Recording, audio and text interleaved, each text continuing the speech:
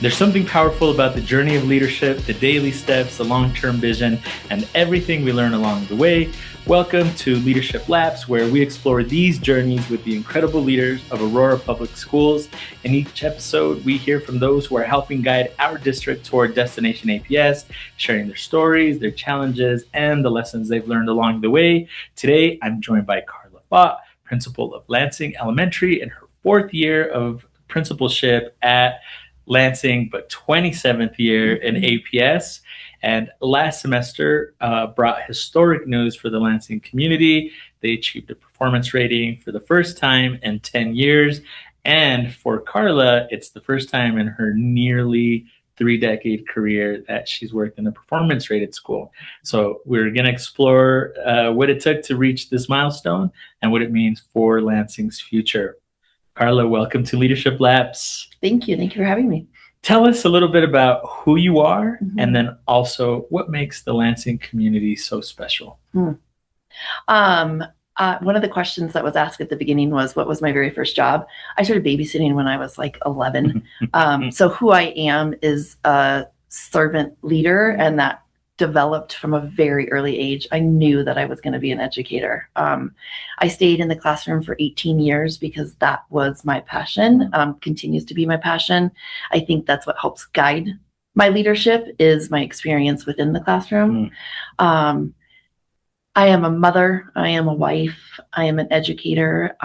Sometimes the balance between those things are really hard. And so I continue to figure out how do I best serve my family and my family at school, which goes into the question of what makes Lansing so special.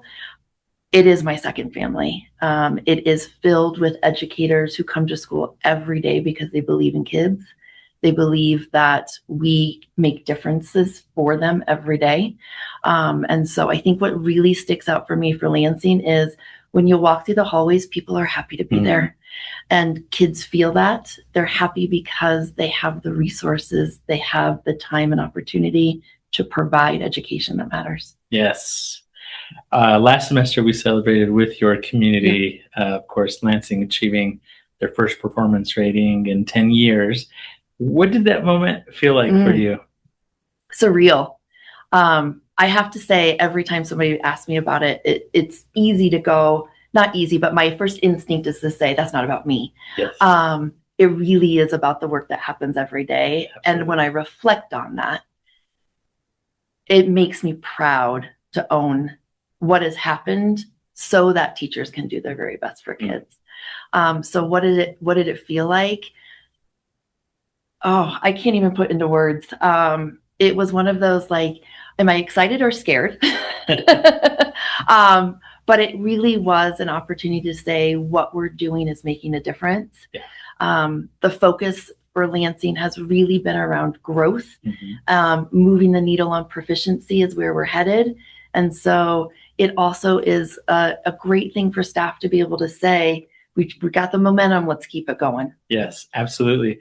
I had the good fortune of being able to join y'all when the announcement was made for staff. And I agree with you. It's very hard to capture what that like energy felt like in the room, the moment you said the words, and staff, I think we're really excited and proud of the work that they've been engaged in for many years to get to this point. So yeah, it was really nice, and I feel really lucky that I was able to just see it, and how exciting that is for educators. We just got the banner put up about a month ago, and yours was a little delayed, but no, it's totally fine. I bring that up because families now. We shared it with our Lansing Leopard of the Month Assembly. We had our family meeting today, and so every month we bring families in, and just having that out brings a sense of pride for them as well to enjoy that. Totally. Feels really good. Yes. And the first of many will line up those exterior walls. Yeah, that's the plan. The big one. Yeah, good. Well, like I mentioned, you've been with APS 27, right? Yep. 27. which is an incredible commitment to one school district. Curious, you talked a little bit about even just the babysitting, but what drew you to education initially, and then also specifically APS? Well, I'm born and raised Iowa, and so I grew up in Des Moines, and when my grandparents lived out here, and so when I was looking for my next move, I knew I wanted to live in Colorado. APS was vastly different than the school district that I did my student teaching in. So I student taught in Iowa City, and so I had professors, doctors, kids. And so it was one of the decisions that I made to step outside of my comfort zone, and it was the best decision I've made. Not only have I only been in APS, but I've only been in the Northwest Quadrant because that's my heart, that's my home. It is really powerful for me to think about the voice that I have that can make change and support people who want to also come along for that ride. Absolutely. Talk to us a little bit about your journey across those 27 years. So you talked about 18 years as a teacher, and then, what happened between that year 18 and you becoming principal of Lansing? Good question. I have a master's in early childhood, and I was going to be a preschool teacher. And then I realized that I needed a second and a third job to be a preschool teacher, and we can talk a long time about that. But so my journey brought me into elementary school, and I taught a 1-2 split, and then I taught kindergarten, and I taught K-5. And so the journey was not being afraid, again, to step into something uncomfortable, and knowing that what I knew about good instruction transferred. And so then I became a teacher leader within, I think it was year 6 or 7. So I spent the majority of my career half-time in the classroom, half-time supporting teachers. And then I decided I wanted to go back into the classroom because as new curriculum, as practices develop, I wanted to make sure that I had the opportunity to put those in place. And then I came back out and was a teacher leader. And then I became the assistant principal at Peoria for 5 years. Awesome. Was there a moment for you when you realized you wanted to, become a principal? I think there's been moments throughout my career. I know there has been 2 specific. And both of them were around my former leaders and who I've had the opportunity to learn under. One mentor, still call her every day. It's about what I want to do. One learned a lot, and there are things that I decided that's not the way in which I wanted to lead. So I think both experiences are really important. Absolutely. The reason that was why I wanted to be a leader is because leadership matters. Yes. You can be a leader in your classroom. You can be a leader as a building coach. And as a principal, it's about creating the spaces for people to do their job and to do it well. Yeah. I love that so much. It reminds me when I student taught, I student taught one semester in kindergarten and one in 3rd grade. And the teacher who I got to learn from in 3rd grade, his name's Jose Perez. And it was like the first time I met him, and we had been partnered for the mentor experience. And he said something to me along the lines of, you're going to learn a lot here. You're going to learn some things that you'll want to replicate. And there's definitely some things that you are not going to want to replicate. Absolutely. And learn from it all. And it was super helpful because it turned out to be true, right? That throughout that experience, there were things where I thought, oh, I'm going to steal that, or I'm going to adopt that, or I'm going to try that on. And there were some things where I thought, like, probably not for me. Yes, it was those moments that made me really dig into, what do I believe? Yes. Why do I want to continue the way that I think is right, but for me? Absolutely. Let's see here. You talked a little bit about one of your leaders. Would love to hear, more about any key mentors who maybe help to, positively shape your leadership approach? Yeah. I always say I grew up in APS Yeah. as a teacher, as a leader. And so I had countless teacher leaders and coaches. That's what has kept me in APS is the professional learning that is awarded to everyone here. I think it's really about where do you see your space in learning? And so when I walk into a situation, my goal is always to take away something. And so that was instilled to me a long time ago. Jean Dawn was one of my very first coaches. She used to be an instructional coordinator here in Aurora Public Schools. Right. What she taught me was that it's not about being perfect. It's not about knowing the answers. It's about giving it a go and learning from it. Yeah. And so she was a master at helping to develop the reflective nature of learning.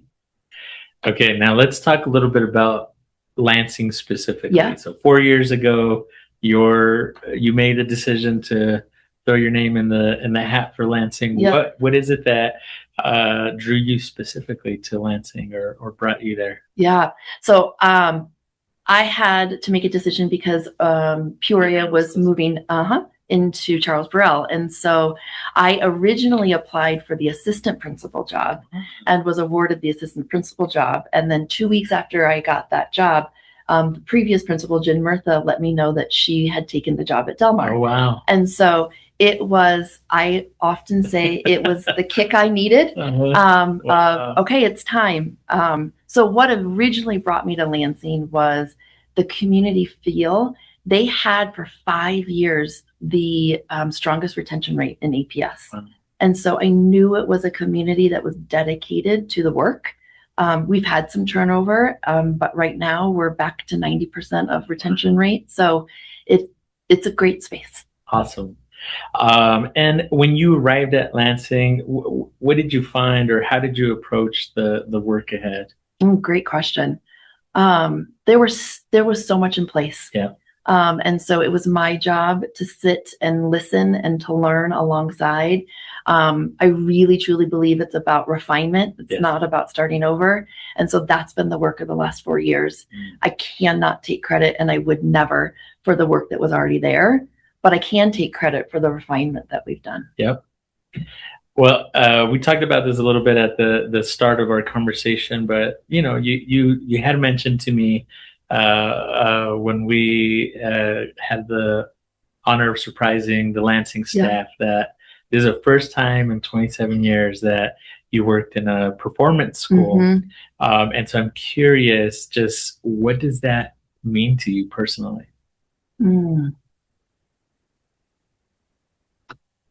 It's a level of validation that I would have said before I don't need, that our community doesn't need.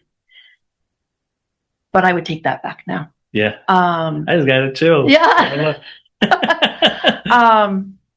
I don't think the work has changed for me, and it never will.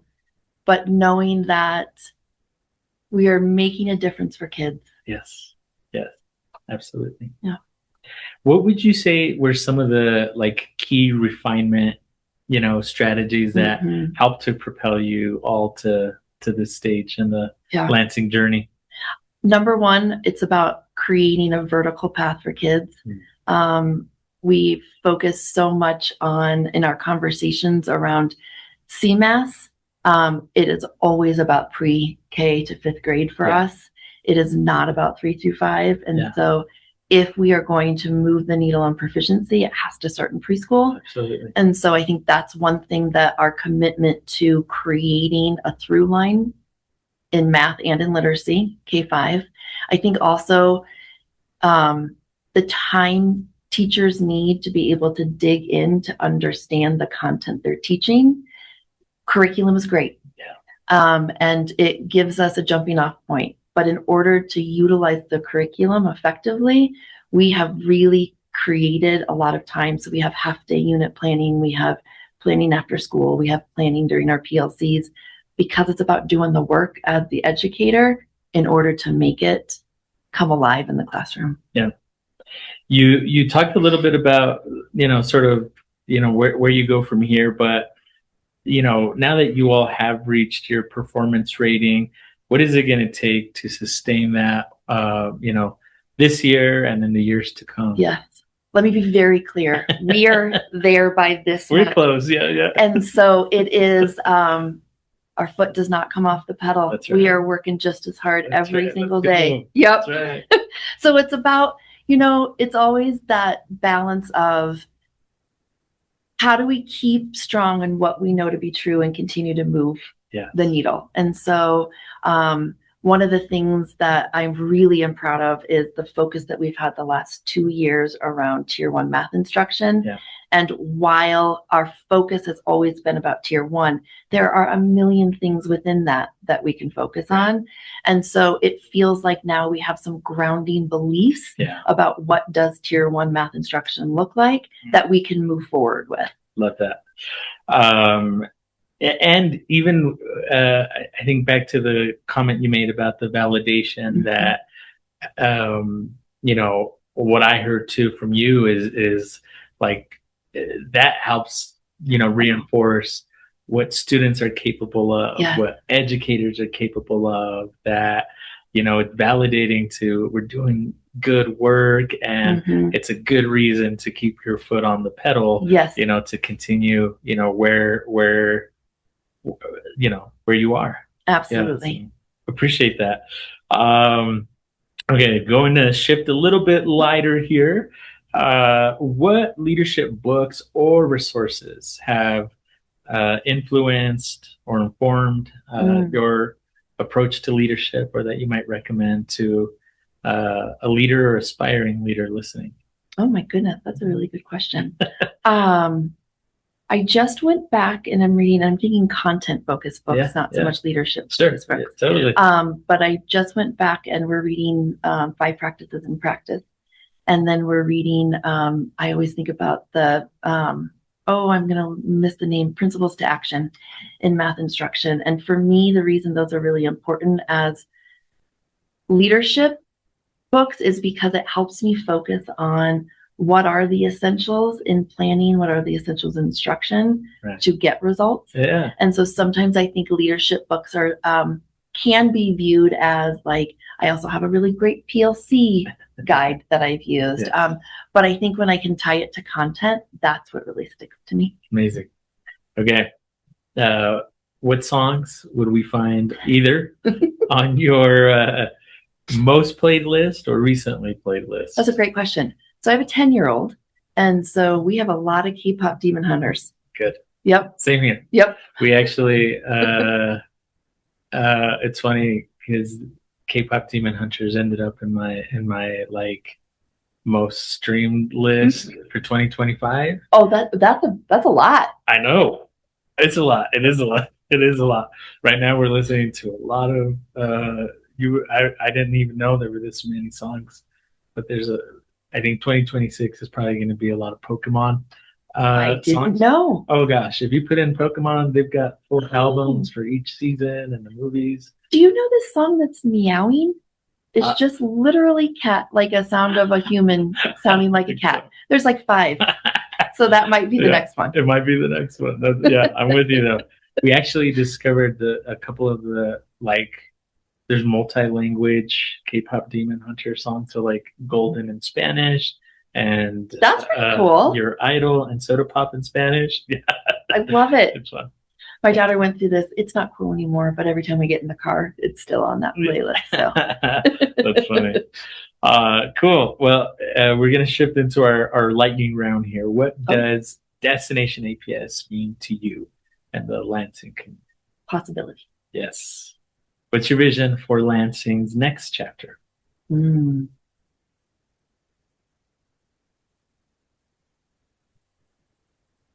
Having access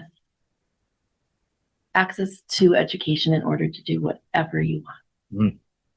And lastly, what advice would you give to leaders who are working toward similar improvement goals?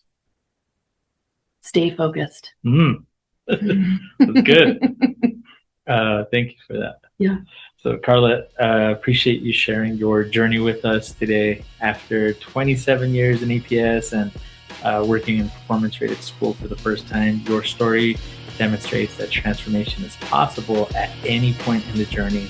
Lansing's achievement after 10 years shows that what happens when a leader believes deeply in the students and the educators in that building and commits to the long game of improvement while keeping their foot on the pedal. Join us next time as we continue exploring the paths of those who are helping guide us toward destination. Yes.